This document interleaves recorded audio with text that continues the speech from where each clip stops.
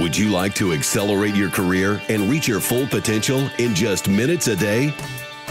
Welcome to the LEADx Show with New York Times best-selling author and Inc. 500 entrepreneur, Kevin Kruse.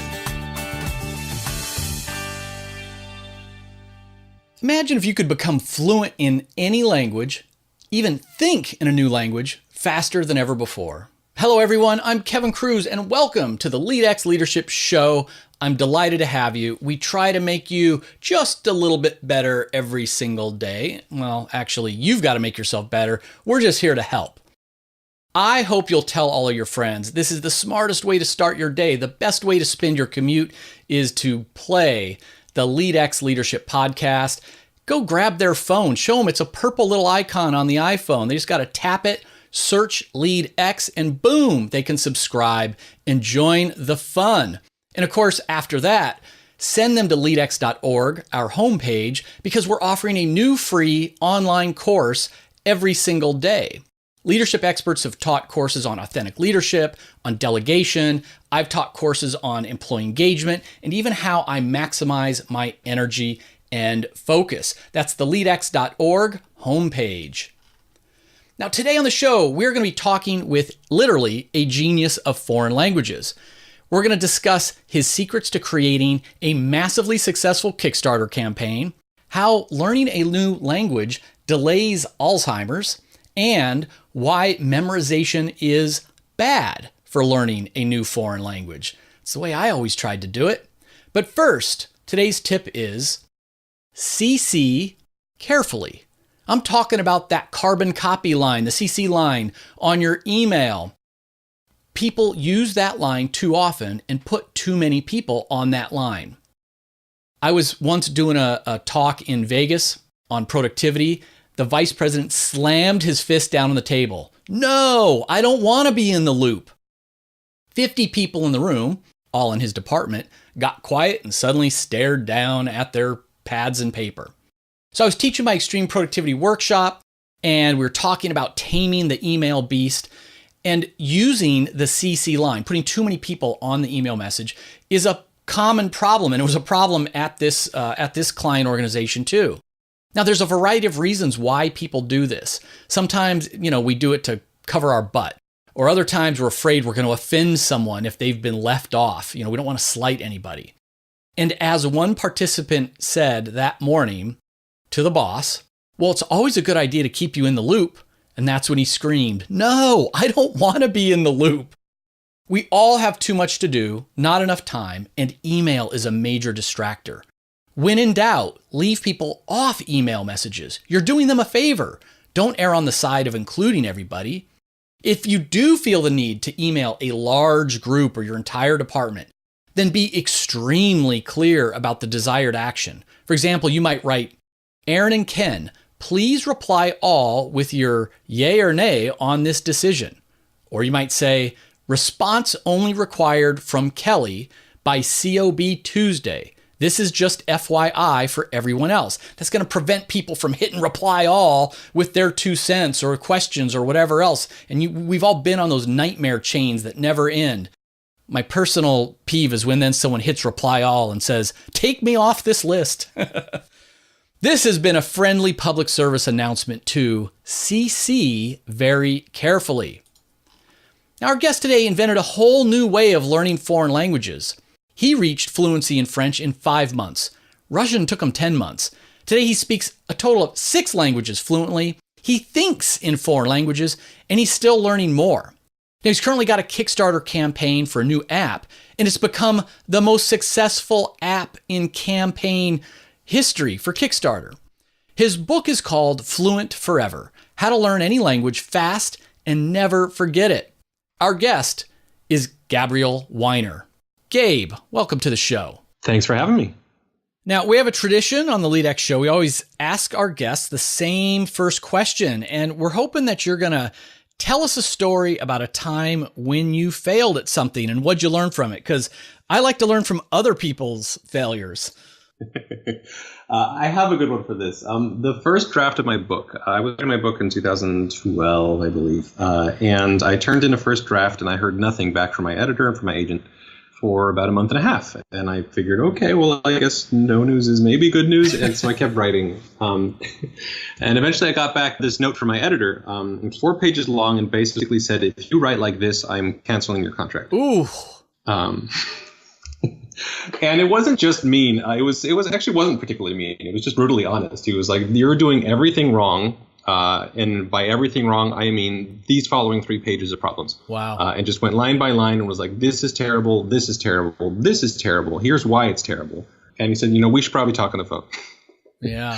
So we talked on the phone, and he gave me 2 things. Like the looking back on it now, I was like, those chapters were terrible. And they were terrible because I basically, the start of my method of how to learn languages is learning pronunciation. And I didn't have a good approach for the average person for that. And so I just kind of launched into this like really off description of like the epiglottal fricative is made using the epiglottis and like just this super wonky, like terrible thing. And he was like, where is the narrative here? Like, where is anything that anyone would actually want to read? Like, please never write this again. And he showed me this book that he had edited called Thank You for Arguing by Jay Hendricks about like the art of argumentation that apparently had started, like the very first draft was much like mine. It was like mimesis is the Greek word for mimicking your argument, like this kind of thing. And it ended up being this super charming book about argument, but it was like basically about how this guy's kids always win arguments against him. Huh. And it became like from the very first page, you're like, oh, here is my new super nerdy friend. Right. Like this guy totally is like just this argumentation nerd, and he loves it, and he's just telling me stories about his life. And like in the sidebar, like you'd have this discussion about his kid like just destroying him in an argument. And then you have a little sidebar thing that said like mimesis is the technique my kid just used. Yeah. It's the Greek thing. And like the book is it has a voice. It has like, this is a person who is speaking to you and you like him. And it's just someone being honest. So but there's so many possible lessons from this story, Gabe. Is it the lesson of having a good editor? The lesson of how to write an accessible book? Like, what was your takeaway? I mean, for one, I panicked, but the other thing I did was I learned how to write. I mean, I took that lesson in terms of how to write like what the point is of a book of this type, which is like you just put yourself out there and you become a friend to the reader. And then I guess the other half was that I needed to learn how to do English style. And since everything I did up to that point was based on these sort of flashcard techniques, I got a book on English style called Style Lessons on Clarity and Grace that has like A sentences and B sentences. A was good, B was bad, same information in both. And I memorized the whole book using flashcards. And by the end of it, I could write really good English. Give us the name of that book, because I think myself and a bunch of others are going to go out and get it. Oh, it's a phenomenal book. Style Lessons on Clarity and Grace. Now, Gabe, you had no idea of this before you told that story, but yesterday I turned in my first draft manuscript to my editor. Good luck. Yeah. And it's funny. So it was due September 1st. And so I was a month late, which wasn't great. And he had been bugging me the week before, like, hey, what's going on? Like, where's your manuscript? I'm like, okay, I'll give it to you on Monday. It's like, I send it off to Monday and I haven't heard anything. And I'm sure it's fine. I'm sure he's getting to it. But you triggered some emotion in me with your stories. I'm like thinking like, you know what? What if it's not fine and I'm going to hear from him in a month? Well, I mean, editors do have a vested interest in this thing eventually being good as opposed to simply canceling a contract. So there's that at least. That's right. So the other question I always like to ask our guests up front is, you've had a very interesting career. I mean, what advice would you give to a young professional out there who, she really wants to make her way, she wants to stand out and get ahead, whether that's, doing her own thing or in a larger organization? What kind of career advice would you give her? I mean, I guess this one's kind of trite in some sense, but like persistence is a thing that is like it's an important thing. I guess what I mean by that is like I remember I started becoming really passionate about this language learning stuff, and I started writing about it, and I had this article that had some traction with people, and I thought, this would be good on a really big blog. And I submitted it to lifehacker.com, and nothing happened. And then I submitted it again, and then nothing happened. And I think it would be really easy to kind of stop there. But I was just kind of like, no, this is good. Like, I know this is good. So I just kept going down the list of authors. And eventually I got to like number 6. And number 6 was like, oh, yeah, this is good. I'll publish it tomorrow. Wow. And that started this whole, I got a book publisher offer. And then 2 hours after that thing got published. And it was like, it would have been really easy to stop. You literally went through like 5 no's before you got to the yes to publish the article. I didn't even get no's. I got no response. Wow. So like, yeah, I think that's a thing that exists where it's like you can keep doing something and eventually maybe it will work. Like I guess they have the little sort of thing of like, crazy as you keep doing a thing that doesn't work, but like just switch the email address and it should be better. So I mentioned in the when I read your bio at the beginning of the show, you've got this incredible love of languages, and when did that begin? I think that really began in 2004. I went to a German immersion program in Middlebury, Vermont, and they're like super intense, insane programs. You sign a contract that says if I speak one word that's not German this summer, I get kicked out. Wow. They're nuts, and they're great. And I didn't speak any German going in, and so I really didn't know anything going in. And I found by the end of that summer that I was like thinking in German, and I was able to think in an entirely new way and express myself in an entirely new way, and it was just spectacularly cool. I didn't realize that I was capable of doing this thing. And then you go to a program that forces you to do it, and suddenly you can do it. So I would say that that's where it really kind of began. Did you say this happened over one summer? Yeah, I did 7 weeks at this program, and it's sort of universal. I mean, if you do a program like this, you leave it being able to speak a language. I wouldn't call that fluency. Right. The nice thing about the Europeans is they have a really clear framework of like exactly what level are you in a particular language. That starts A0, A1, A2, B1, B2, C1, C2. And so I kind of landed at a B1 level by the end of the summer, which meant I could kind of hold conversations and be comfortable in this thing. And then I went back the following summer, did 7 more weeks, and by the end I was sort of C1, which is like a solid fluency. Wow. But those immersion programs are phenomenal. And so even after the first round, while you said you weren't quite fluent, I mean, it's way beyond like tourist German, for example. Oh, sure. Yeah, no. It's you're able to think, like you're dreaming in German, honestly, by the end of the second or third week. They're stupid dreams. You're like, this is blue. That is blue. Like, but you're dreaming in your target language. Like, that's cool. That is very cool. That was very cool. Yeah. Now, in your failure story, you actually, we're talking about your book, Fluent Forever. So tell us more about it, because obviously you and your editor got it into great shape. Tell us about the final product. The final product is actually, I'm pretty happy with it. Like it's a story. I mean, it's sort of a story of memory in some sense. It's how the human brain takes in information. And that ends up being kind of the main barrier when people want to learn languages, ends up being memory as opposed to anything else. Some people think like, oh no, it's grammar, or it's pronunciation. And like all of those things are almost beside the point. Like the main issue is, can you retain the things that you looked at today in a month? And if you can, then you're going to succeed at this thing. And if you can't, then you won't. And there's a lot of things that really people run into where they try to memorize translations, and your brain is actively trying to forget translations. It has really good structures for getting rid of that kind of information, because as far as your brain's concerned, translations are garbage. They're just stuff that you're reading. And basically, as you go through and you look at how we store information, you start realizing like why a lot of standard approaches to language learning fight that. And so if you stop fighting that and you really go and grapple with that problem, you find a method that really builds on itself and allows you to improve every day to the point where you're actually reaching fluency in a short amount of time. So tell our listeners, I mean, it's not the kind of book where it's like learn German in 4 weeks with this book. It's not about one language. No. But reading Fluent Forever will help you to learn any language faster, better. Yes, I mean it's basically understanding what the problem is in front of you, and then giving some suggestions about, okay, well, here's the problem. Now you get why it's a problem, and so here's a way that you can grapple with that. Here's a way that you can actually get around this problem and fix it, based upon what we know about the human brain, and also based upon my experiences. I mean, Fluent Forever was the chance to write the book was a 2-year opportunity for me to research why my methods worked. I found my methods out of trial and error. I mean, I was just sort of trying to find something that would get me through these languages, and I found something that worked way better than I had expected. Started playing with it and teaching people about it and teaching people how to use it.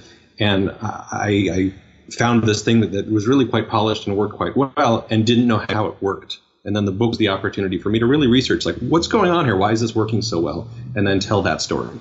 So now you started, you mentioned the article. The article led to the book, and the book is actually led now. You're working on the Fluent Forever app, and you have a Kickstarter campaign, which is already, it's not done yet. It's already become the most successful app campaign in the history of Kickstarter, right?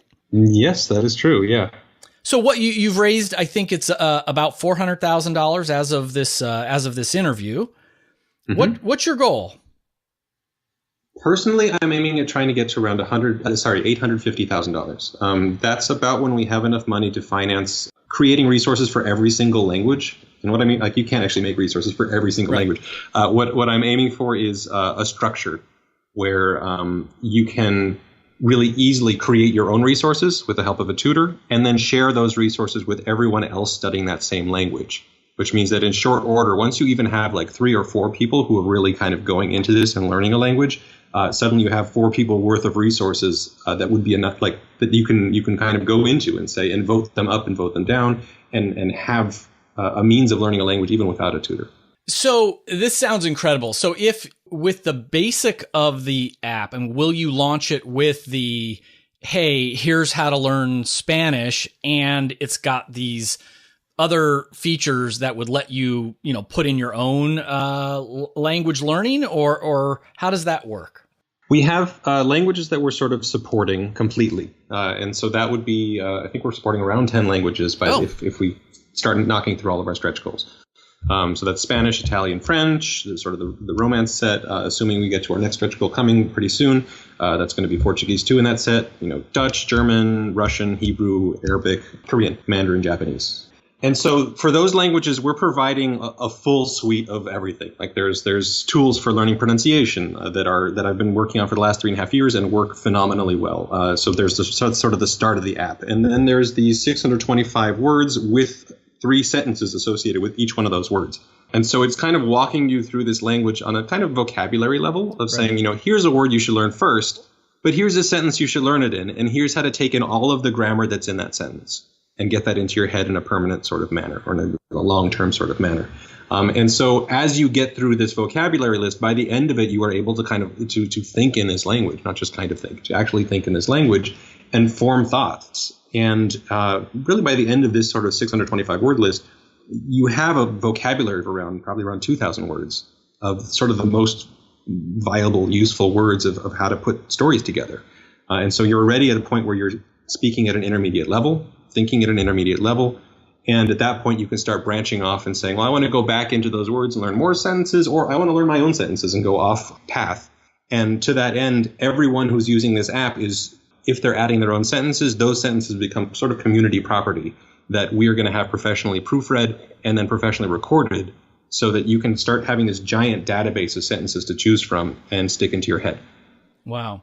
Now, I think, I'm 50 years old, and I think I remember growing up in, sort of the popular language things was like Berlitz, and it was probably cassette tapes or something when I first encountered them. And then, CDs and things.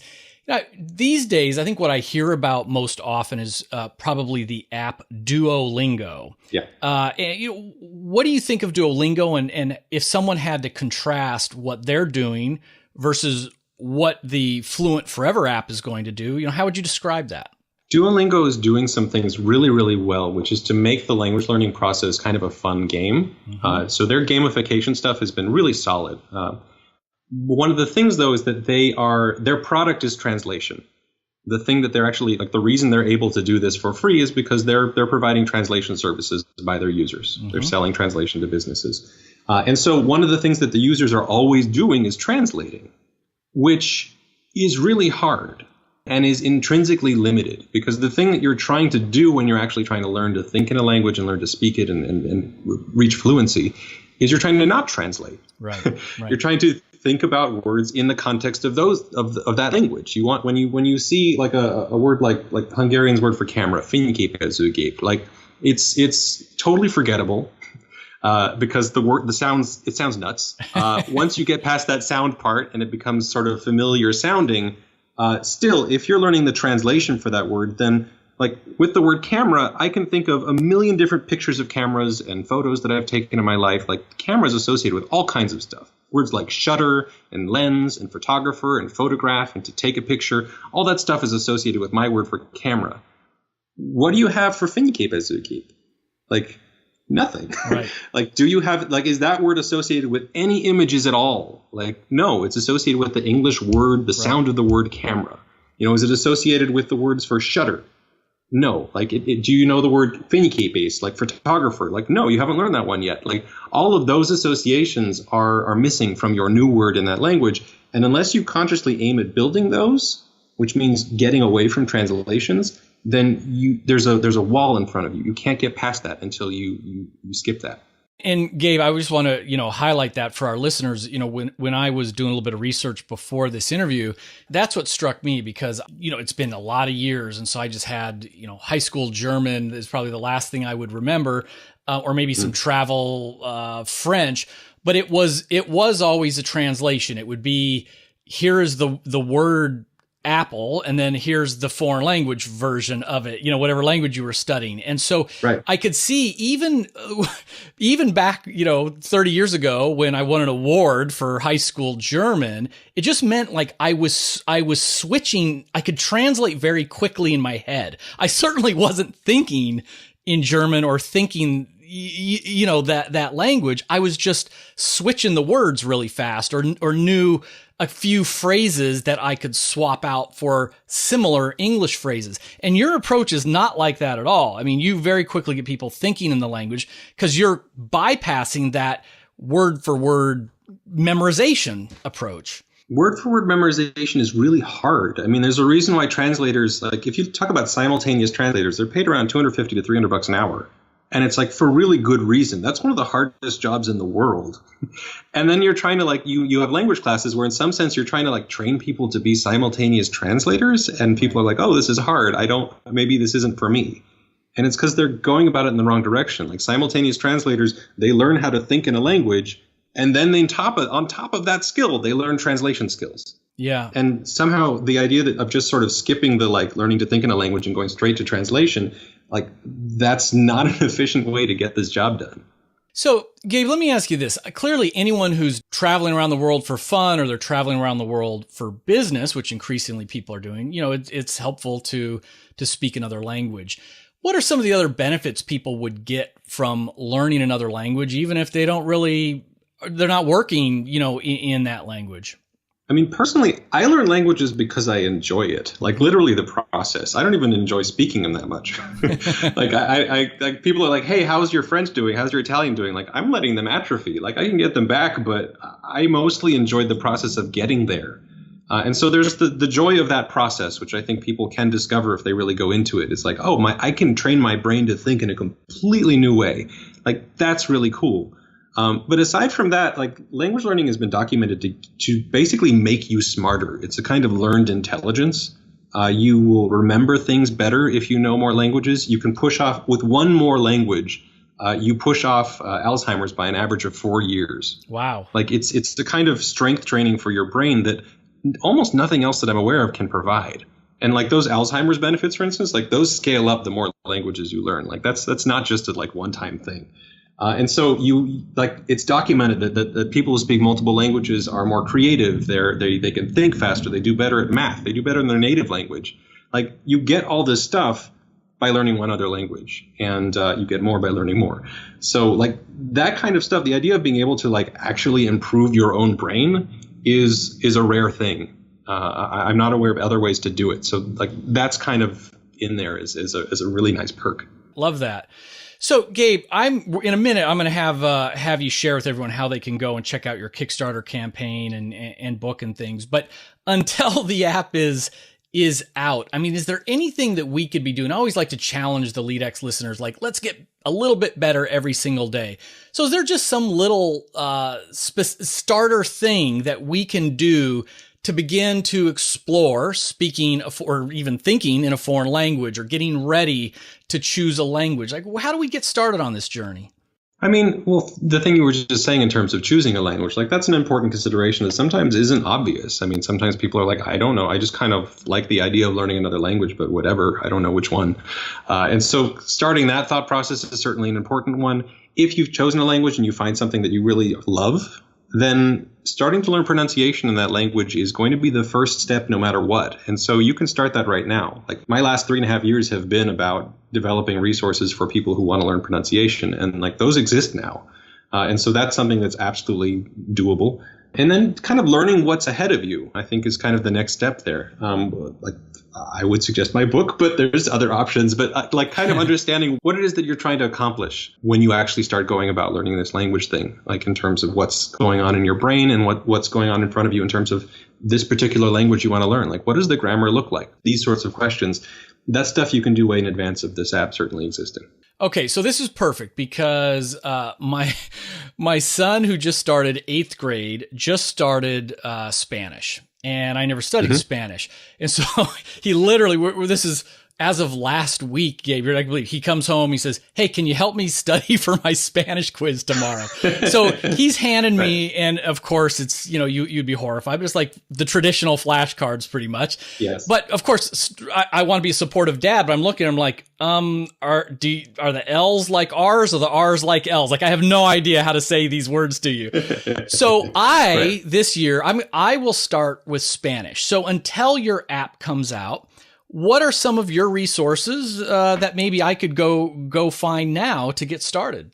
Absolutely. I mean, for the last 3.5 years, people have been using this stuff. The only thing that the app does is make things a little faster. But like this stuff all exists and is usable. I generally recommend that people start with my book just so they can get an overview of what they're trying to do here. Right. And then on my website, I have pronunciation training apps. They're designed to fit into someone else's flashcard application that's been around since 2006 called Anki. Like installing it is a little clunky, but it's doable, and you install it and it works. And in about 2 weeks, you can hear all the sounds of Spanish and you know the spelling rules, and you should be just fine with your son's flashcards. Past that, actually, there's sort of lists of words that you can start going into and building actual Spanish vocabulary and grammar and things like that, if you decide you have enough time to do that before the apps come out. Okay, and you're being so nice and educational and non-promotional, but give us your website. What's the address? Sure, of course. Sorry. The website address is fluent, Fluent, dash or hyphen, whatever, dash forever, FOREVER.com. Wonderful. And we're going to make sure there's a link to that in the show notes. And of course, everybody can find your book, Forever Fluent, at Amazon or their favorite bookstore. And I want to get back to the Kickstarter before we leave, because I think there's going to be people out there who are going to be like, "Kevin, but I want to know how he got the 400,000 on Kickstarter." You got any tricks to promoting a great Kickstarter campaign? I mean, tricks in general are about having email addresses of people who are really interested in your thing. I mean, my first Kickstarter raised around $100,000, and I started with a mailing list of around 500 people who were super interested. And Kickstarter is an audience multiplier, and so I ended up with 1,800 people. This Kickstarter, my mailing lists were around 50,000 people. Wow. And so it's just a whole different order of thing. It's why this thing jumped so quickly. And like that's kind of an essential part of a Kickstarter is you need an audience before you start. You can't multiply nothing. And so that's there.